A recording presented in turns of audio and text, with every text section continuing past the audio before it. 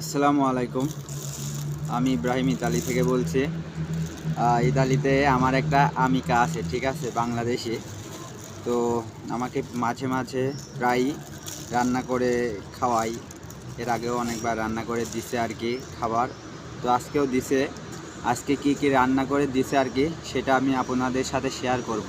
তো চলুন, প্রথমে একটি বাটিতে দিছে আর কি গরুর মাংস দিয়ে পাতলা খিচুড়ি, ঠিক আছে। এই যে গরুর মাংস দিয়ে পাতলা খিচুড়ি, একটু ভালো করে দেখাই। এই যে এই বাটিতে আরেকটা বাটিও আছে, দেখা যাক ওই বাটিতে কি কি দিছে, ঠিক আছে।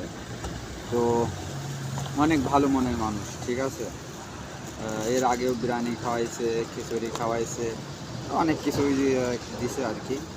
তো প্রথম বাটি তো গেল, ঠিক আছে। দেখা যাক এবার দ্বিতীয় বাটিতে আমার জন্য কি অপেক্ষা করছে। বাটিটা খুলতেই তো কষ্ট হচ্ছে,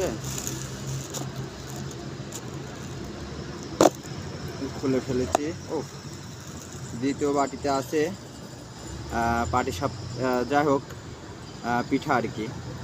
এই যে পিঠা দিছে, এই যে পিঠার সাথে ভর্তাও আছে, ঠিক আছে, ঝাল ভর্তা। কাঁচামরিচ দিয়ে, ধনিয়ার পাতা দিয়ে ভর্তা। তো ধন্যবাদ বান্ধবী আপনাকে, ঠিক আছে, আমিকা, এবং যাই বলি আমি আপা বলেই ডাকি। তো এই আর কি। তো আমি আপনাদের মাঝে শেয়ার করলাম। সবাই কমেন্ট করে জানাবেন যে কেমন হয়েছে আর কি।